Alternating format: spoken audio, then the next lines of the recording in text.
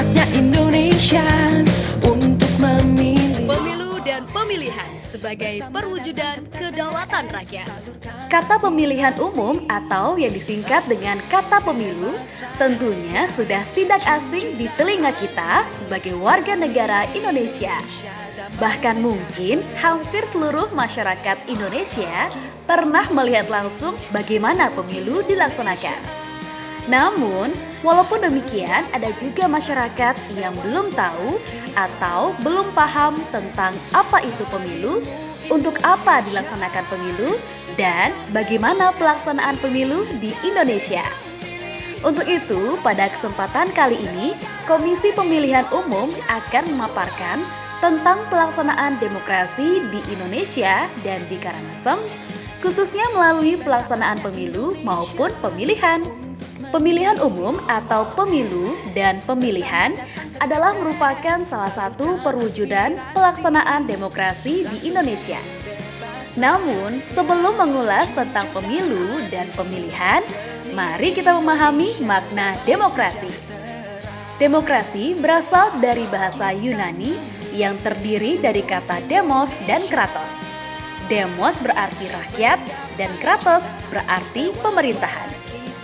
Demokrasi adalah sistem pemerintahan dari, oleh, dan untuk rakyat yang diselenggarakan untuk mencapai cita-cita bersama dengan prinsip keterwakilan.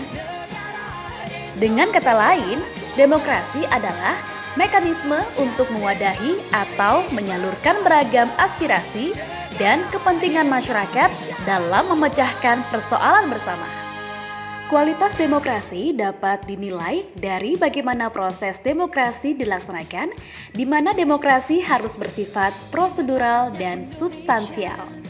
Demokrasi prosedural artinya demokrasi yang dilaksanakan harus memenuhi prosedur-prosedur standar untuk bisa mewadahi keterwakilan rakyat, misalnya adanya partai politik, adanya pemilihan umum yang rutin, dan sebagainya.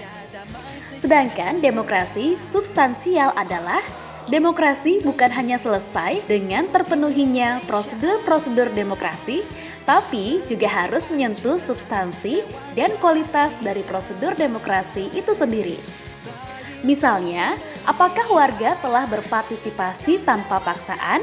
Bagaimana kesadaran masyarakat untuk berpartisipasi dalam pemilu maupun pemilihan, baik sebagai pemilih maupun dalam sebagai bagian dari warga negara dalam mengawal agenda pemerintahan.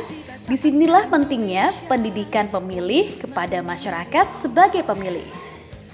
Indonesia menganut sistem demokrasi Pancasila, yang mana pelaksanaan demokrasi berdasarkan pada Pancasila dan Undang-Undang Dasar 1945. Artinya, sistem demokrasi yang dijalankan di Indonesia didasarkan atas sila-sila Pancasila yang dilihat sebagai suatu keseluruhan yang utuh, serta menjadikan Undang-Undang Dasar 1945 sebagai aturan main dalam kehidupan bernegara. Dalam demokrasi Pancasila, pengambilan keputusan diambil dengan jalan musyawarah untuk mufakat, di mana musyawarah itu tidak didasarkan atas kekuasaan mayoritas atau minoritas, tetapi dihasilkan dalam musyawarah itu sendiri. Ini merupakan salah satu keunggulan demokrasi Pancasila.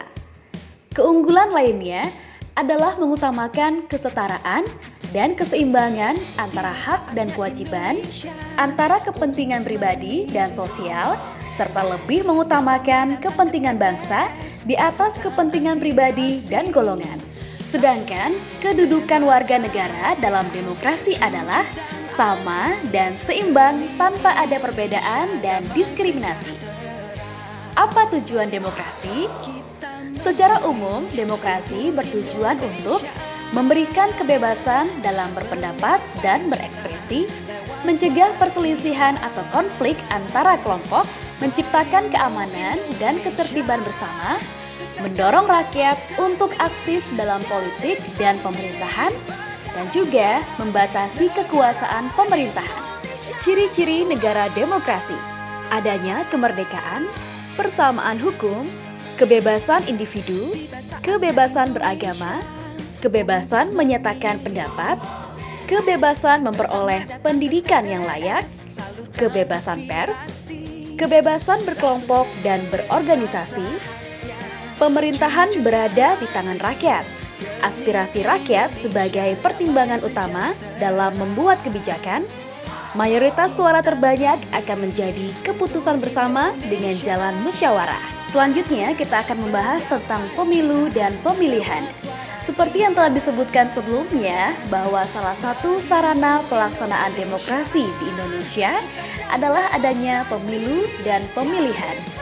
Sesuai dengan pasal 1 Undang-Undang Nomor 7 Tahun 2017 tentang pemilihan umum yang selanjutnya disebut pemilu adalah sarana pelaksanaan kedaulatan rakyat untuk memilih anggota Dewan Perwakilan Rakyat, anggota Dewan Perwakilan Daerah, Presiden dan Wakil Presiden, serta untuk memilih anggota Dewan Perwakilan Rakyat Daerah.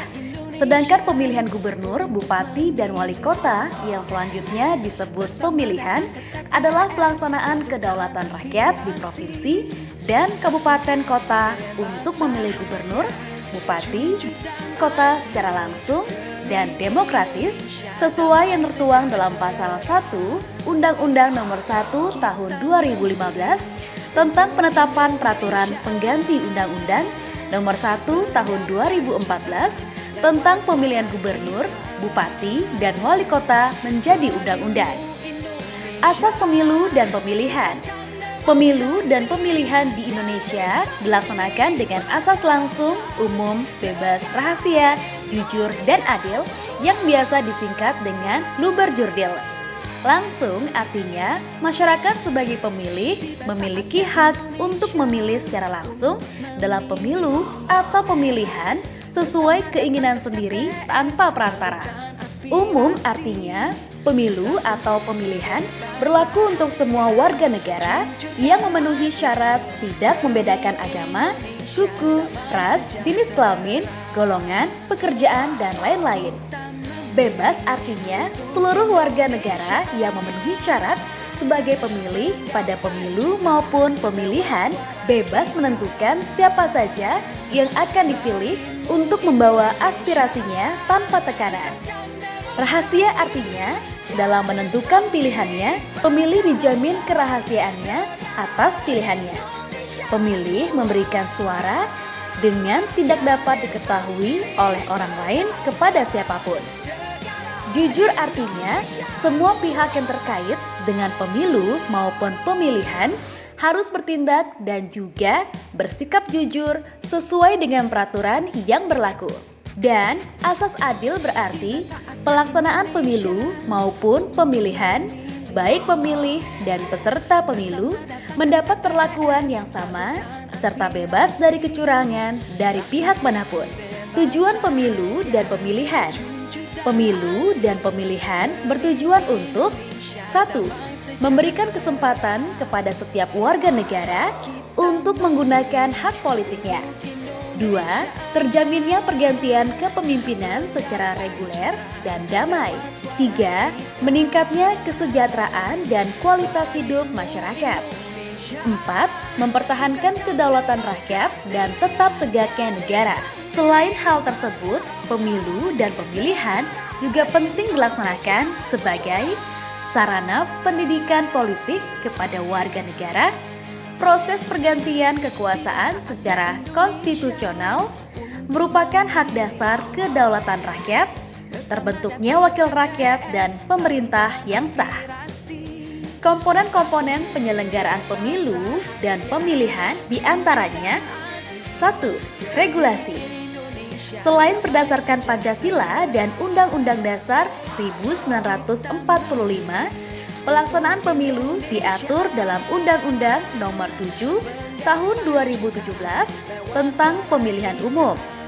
Sedangkan pemilihan kepala daerah diatur dalam Undang-Undang Nomor 1 Tahun 2015 tentang penetapan peraturan pemerintah pengganti Undang-Undang Nomor 1 Tahun 2014 tentang pemilihan gubernur, bupati, dan wali kota menjadi undang-undang dan telah mengalami beberapa kali perubahan menjadi Undang-Undang Nomor 8 Tahun 2015, Undang-Undang Nomor 10 Tahun 2016, Undang-Undang Nomor 6 Tahun 2020. Yang merupakan penetapan peraturan pemerintah pengganti Undang-Undang Nomor 2 Tahun 2020 tentang perubahan ketiga atas Undang-Undang Nomor 1 Tahun 2015 tentang penetapan peraturan pemerintah pengganti Undang-Undang Nomor 1 Tahun 2014 tentang pemilihan gubernur, bupati, dan wali kota menjadi undang-undang.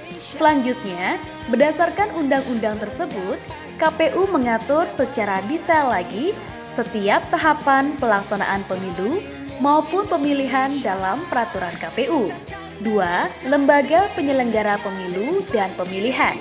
Lembaga penyelenggara pemilu di Indonesia terdiri dari 3 lembaga, diantaranya Komisi Pemilihan Umum yang biasa disingkat KPU, adalah lembaga penyelenggara pemilu yang bersifat nasional, tetap dan mandiri dalam melaksanakan pemilu maupun pemilihan. Badan Pengawas Pemilu atau yang disingkat Bawaslu adalah lembaga penyelenggara pemilu yang mengawasi penyelenggaraan pemilu di seluruh wilayah negara Kesatuan Republik Indonesia. Dewan Kehormatan Penyelenggara Pemilu yang disingkat DKPP adalah lembaga yang bertugas menangani pelanggaran kode etik penyelenggara pemilu.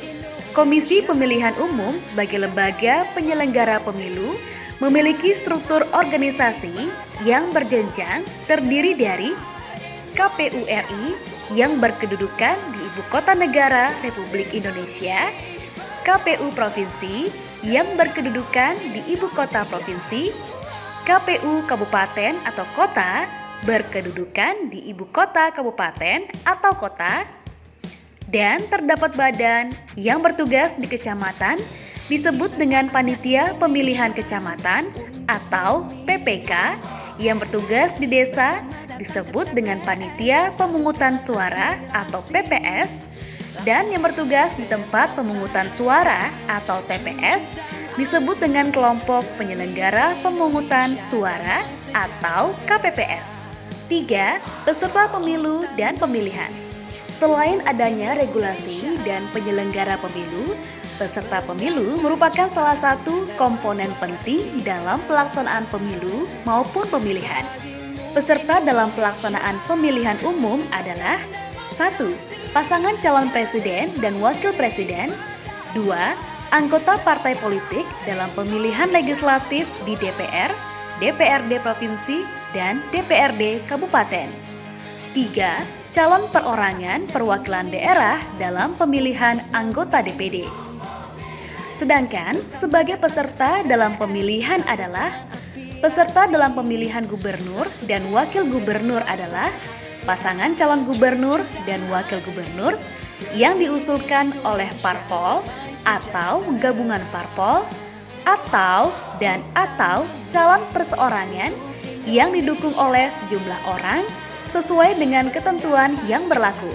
Peserta dalam pemilihan bupati atau wali kota dan wakil bupati atau wakil wali kota adalah pasangan calon bupati atau wali kota dan wakil bupati atau wakil wali kota yang diusulkan oleh parpol atau gabungan parpol atau calon perseorangan yang didukung oleh sejumlah orang sesuai dengan ketentuan yang berlaku.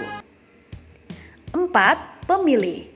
Salah satu kualitas pelaksanaan pemilu maupun pemilihan, salah satunya juga ditentukan oleh tingkat partisipasi pemilih yang merupakan salah satu komponen yang tak kalah pentingnya dalam penyelenggaraan pemilu maupun pemilihan. Pemilih adalah penduduk yang berusia paling rendah 17 tahun atau yang sudah pernah kawin yang terdaftar dalam daftar pemilih. Syarat-syarat sebagai pemilih dalam pemilu dan pemilihan adalah 1. Genap berusia 17 tahun atau lebih pada hari pemungutan suara atau sudah kawin atau sudah pernah kawin. 2. Tidak sedang dicabut hak pilihnya berdasarkan putusan pengadilan yang telah mempunyai kekuatan hukum tetap. 3. Berdomisili di wilayah Kabupaten Karangasem, dibuktikan dengan KTP elektronik. 4. Tidak sedang menjadi anggota TNI maupun Polri. Tahapan pelaksanaan pemilu dan pemilihan.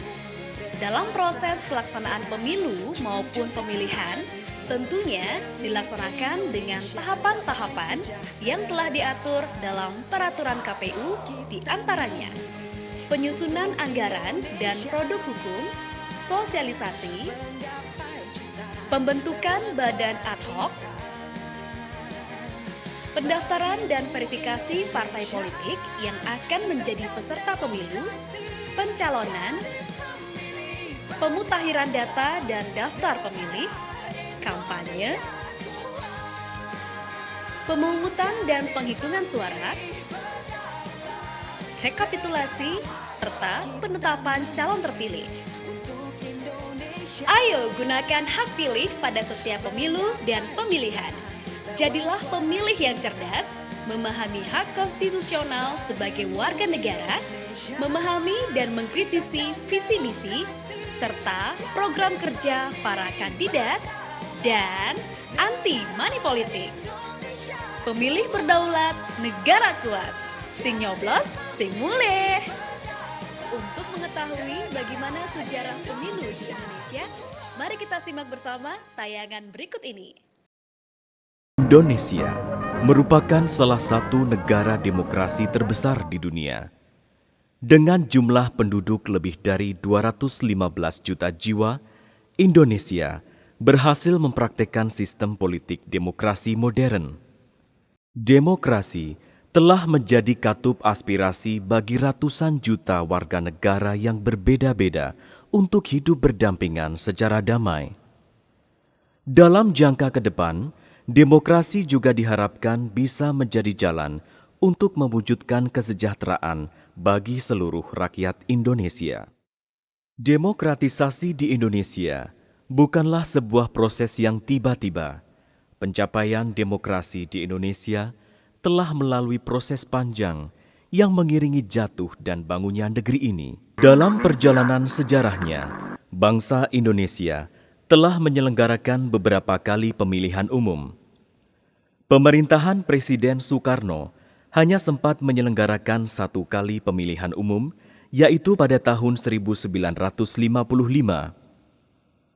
Pemerintahan Orde Baru kemudian berhasil menyelenggarakan 6 kali pemilihan umum, yaitu pada tahun 1971, 1977, 1982, 1987, 1992, 1992, dan 1997. Oleh karena tuntutan reformasi pada tahun 1998, pemilihan umum berikutnya dipercepat pada tahun 1999 dan selanjutnya mulai dilaksanakan secara reguler, yaitu pada tahun 2004 dan 2009. Akan tetapi, komitmen untuk menyelenggarakan pemilu sesungguhnya telah muncul dengan dikeluarkannya maklumat ke-10 oleh Wakil Presiden Muhammad Hatta pada tanggal 3 November 1945. Maklumat ini berisi anjuran untuk membentuk partai-partai politik untuk mengikuti pemilu yang akan diselenggarakan pada awal tahun 1946. Komitmen untuk menyelenggarakan pemilu di awal kemerdekaan ini akhirnya terpaksa menguap karena ketidakpastian perangkat sistem pemilu sendiri, di samping juga karena energi bangsa sedang tercurah untuk konsolidasi sebagai sebuah negeri yang baru merdeka. Baru pada awal dekade 1950-an, komitmen untuk menyelenggarakan pemilu kembali menguat dengan ditetapkannya Undang-Undang Nomor 7 Tahun 1953 yang menjadi dasar bagi pelaksanaan pemilihan umum tahun 1955. Dengan demikian, pemilu tahun 1955 merupakan pemilu pertama bagi bangsa Indonesia. Pemilu 1955 diselenggarakan untuk dua keperluan, yaitu memilih anggota DPR dan memilih anggota Dewan Konstituante yang akan bertugas untuk membuat konstitusi baru bagi negeri ini. Pada saat itu, digunakan kombinasi sistem distrik dan sistem perwakilan berimbang. Kombinasi kedua sistem ini meniscayakan bahwa jumlah anggota Badan Perwakilan Rakyat ditetapkan berdasarkan imbangan jumlah penduduk, yang sebagian besar dari anggotanya ditetapkan melalui pemilihan dari distrik yang telah ditetapkan. Pemilu 1955 diikuti oleh 30-an partai politik dan lebih dari 100 daftar kumpulan ataupun perseorangan. Pemilu 1955 ini menghasilkan 4 besar partai politik, yaitu PNI, Masyumi, NU, dan PKI, baik di DPR maupun Dewan Konstituante. Pemilu 1971 bisa dianggap sebagai penanda sejarah munculnya sebuah rezim yang kelak dinamakan rezim Orde Baru. Dasar pelaksanaan pemilu 1971 ini ialah Undang-Undang Nomor 15 Tahun 1969 dan diikuti oleh 10 partai politik dengan golongan karya sebagai pemenang. Sistem yang digunakan dalam pemilu 1971 ialah sistem perwakilan berimbang dengan menganut sistem stelsel daftar mengikat. Artinya, besarnya kekuatan perwakilan organisasi dalam DPR dan DPRD berimbang dengan besarnya dukungan pemilih, karena pemilih memberikan suaranya kepada organisasi peserta pemilu. Atas dasar sistem perwakilan berimbang, semua kursi terbagi habis di setiap daerah pemilihan. Cara ini ternyata cukup mampu menjadi mekanisme tidak langsung untuk mengurangi jumlah partai yang meraih kursi dibandingkan penggunaan sistem kombinasi. Akan tetapi, kelemahan dari model ini ialah menyebabkan banyak suara partai yang terbuang percuma. Semenjak pemilu 1971, pemerintah Orde Baru semakin menunjukkan potensi otoritarianismenya. Dengan golongan karya sebagai pemenang yang didukung oleh birokrasi dan militer, pemerintah mulai menyederhanakan organisasi peserta pemilu. Melalui Undang-Undang Nomor 3 Tahun 1975, pemerintah menyederhanakan peserta pemilu. Semua partai-partai Islam dilebur, demikian juga halnya partai nasionalis dan non-Muslim. Hasilnya, mulai pemilu 1977, kontestan pemilu hanya diikuti oleh 3 partai, yaitu PPP, Golkar, dan PDI. Pemungutan suara pada pemilu 1977 dilaksanakan pada tanggal 2 Mei 1977. Sistem yang digunakan pada saat itu ialah sistem proporsional dengan stelsel daftar. Dari sekitar 70 juta pemilih, suara yang sah mencapai 90,93%. Tahun berikutnya, pemilu 1982 dilaksanakan. Pemungutan suara dilangsungkan secara serentak pada tanggal 4 Mei 1982. Pemilu ini merupakan pemilu keempat di negeri ini yang menandakan semakin kuatnya rezim Orde Baru. Pada tahun 1987, pemilu kelima di Republik ini diselenggarakan. Pemungutan suara juga dilakukan secara serentak di seantero negeri pada tanggal 23 April 1987. Dari sekitar 93 juta pemilih, suara yang sah mencapai 91,32%. Memasuki dekade 1990-an, tren politik mulai sedikit berubah, walaupun tidak signifikan. Pemilu 1992 mungkin bisa dijadikan sebagai penanda mulainya pergeseran tren politik tersebut. Terutama, ketidakpuasan anak-anak muda terhadap fenomena politik yang ada pada saat itu. Hal ini terlihat dari hasil perolehan suara partai-partai politik yang bergeser secara signifikan. Pada tahun 1997, pemerintah Orde Baru kembali menggelar pemilu. Pemungutan suara dilaksanakan pada tanggal 29 Mei 1997. Mundurnya Presiden Soeharto akhirnya menjadi penanda transisi menuju demokrasi di negeri ini.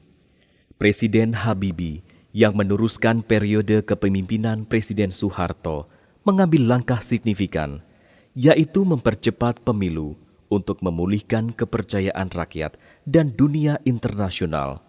Walaupun ini juga berakibat memangkas masa jabatannya sendiri sebagai presiden. Euforia politik memang terjadi. Partai politik pun akhirnya tumbuh subur bak cendawan di musim hujan. Hanya 13 bulan setelah menjabat presiden, Presiden Habibie berhasil menyelenggarakan pemilu 1999 secara kredibel pada tanggal 7 Juni 1999. Pemilu ini diikuti 48 partai politik. Sebagai pemilu transisi, pemilu 1999 sangat menentukan keberhasilan demokrasi di Indonesia di masa depan. Ternyata, pemilu 1999 bisa terlaksana dengan damai tanpa ada kekacauan yang berarti. Hanya di beberapa kabupaten di Sumatera Utara yang pelaksanaan pemungutan suaranya terpaksa diundur selama 1 pekan.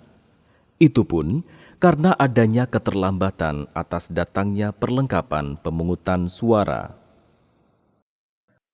Apabila sejak pemilu 1977, calon nomor urut pertama dalam daftar calon partai otomatis terpilih apabila partai itu mendapatkan kursi, maka kini calon terpilih ditetapkan berdasarkan suara terbesar atau terbanyak dari daerah di mana seseorang dicalonkan.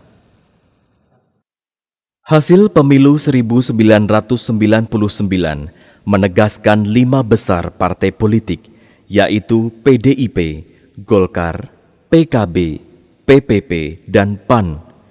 Walaupun sempat ditolak oleh 27 partai politik lainnya, hasil pemilu ini akhirnya ditetapkan oleh Presiden Habibie berdasarkan rekomendasi dari Panitia Pengawas Pemilu. Perkembangan demokrasi di Indonesia semakin tertata dengan diselenggarakannya pemilu pada tahun 2004. Dalam konteks ketatanegaraan, dilakukan reorganisasi di tingkat lembaga tertinggi negara, yaitu MPR, dengan mengubah sistemnya menjadi bikameral, sehingga perlu dibentuk Dewan Perwakilan Daerah. Sebagai implikasinya, pemilu legislatif pada tahun 2004 tidak hanya memilih anggota DPR dan DPRD, melainkan juga anggota DPD. Selain itu, perubahan signifikan juga terjadi pada lembaga kepresidenan. Jika sebelumnya presiden atau wakil dipilih oleh MPR, maka mulai pemilu 2004, presiden atau wakil presiden dipilih secara langsung oleh rakyat. Hal ini merupakan amanat konstitusi Undang-Undang Dasar 1945 yang sudah diamandemen untuk menguatkan sistem presidensial di negeri ini. Oleh karenanya, tahun 2004 menjadi riuh oleh pelaksanaan pemilu. Setidaknya ada 3 kali pemilu pada tahun 2004, yaitu pemilu legislatif yang diselenggarakan pada tanggal 5 April 2004, pemilu presiden putaran pertama yang diselenggarakan pada 5 Juli 2004 dan Pemilu Presiden putaran kedua yang diselenggarakan pada tanggal 5 hingga 20 September 2004. Pemilu legislatif tahun 2004 diikuti oleh 24 partai politik dengan Partai Golkar sebagai peraih suara terbanyak. Sementara pemilu presiden putaran pertama diikuti oleh 5 pasangan calon presiden yang akhirnya mengerucut menjadi 2 pasangan untuk bertarung pada putaran kedua. Hasil pemilihan presiden putaran kedua ini akhirnya mengukuhkan pasangan Susilo Bambang Yudhoyono dan Yusuf Kala sebagai presiden dan wakil presiden Republik Indonesia. Ditetapkannya Undang-Undang Nomor 32 Tahun 2004 menandai babak baru dalam penyempurnaan sistem demokrasi di Indonesia dengan masuknya pemilihan kepala daerah ke dalam rezim pemilu. Sebelum undang-undang ini disahkan, kepala daerah baik gubernur, bupati maupun wali kota dipilih oleh DPRD masing-masing tingkatan. Dengan disahkannya undang-undang ini, maka kepala daerah dipilih langsung oleh rakyat di wilayah masing-masing dengan difasilitasi oleh KPU di masing-masing wilayah. Pemilu kada pertama kali diselenggarakan pada bulan Juni 2005. Sejak saat itu, pemilu kada dilaksanakan di berbagai daerah secara beruntun sebagai bagian dari rezim pemilu. Perkembangan demokrasi di Indonesia semakin mantap dengan pelaksanaan pemilu tahun 2009. Pemilu legislatif dilaksanakan pada tanggal 9 April 2009 dengan menggunakan sistem proporsional terbuka. Pemilu legislatif 2009 ini ditandai sebagai pemilu pertama di Indonesia yang melakukan penetapan calon terpilih berdasarkan perolehan suara terbanyak, bukan berdasarkan nomor urut. Artinya, rakyat memilih calon anggota DPR, bukan partai politik. Dengan demikian, pilihan rakyat tidak lagi dipasung oleh kepentingan partai politik. Dari 38 partai politik nasional dan 6 partai politik lokal di Aceh yang mengikuti pemilu 2009, Partai Demokrat keluar sebagai pemenang. Kemenangan partai ini sangat signifikan dan menggeser posisi partai-partai lama. Sementara itu, pemilu presiden dan wakil presiden dilaksanakan pada tanggal 8 Juli 2009. Dari 3 pasangan yang mencalonkan diri sebagai presiden dan wakil presiden pada pemilu 2009 ini, pasangan Susilo Bambang Yudhoyono dan Budiono akhirnya terpilih menjadi presiden dan wakil presiden Republik Indonesia periode 2009-2014. Keberhasilan bangsa Indonesia dalam menyelenggarakan pemilu secara kredibel dan damai telah menuai pujian dunia internasional, sehingga mengantarkan negeri ini menjadi negara demokrasi terbesar ketiga di dunia setelah Amerika Serikat dan India. Akan tetapi, keberhasilan ini bukanlah tanpa kritik. Demokrasi di Indonesia diindikasikan berbiaya sangat mahal dan cenderung menjadi demokrasi transaksional. Para calon seakan berlomba untuk membeli suara rakyat untuk mendapatkan simpati atas pilihan rakyat. Hal ini sekaligus mengubur potensi calon-calon yang kredibel untuk mencalonkan diri sebagai wakil rakyat maupun pemimpin. Dalam jangka panjang, fenomena ini bisa membunuh demokrasi itu sendiri. Oleh karenanya, kita perlu sadar untuk kembali pada norma dan nilai demokrasi yang paling esensial.